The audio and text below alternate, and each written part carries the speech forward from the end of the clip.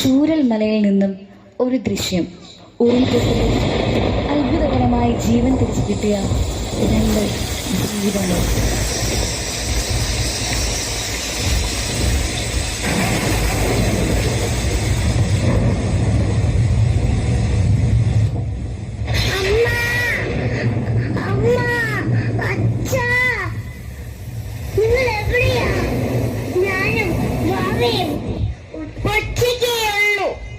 നിങ്ങൾ എവിടെയാ? എനിക്ക് പേടിയാവുന്നു. അമ്മ വേഗം വാ, നിങ്ങളെയും കൊണ്ടുപോവൂ.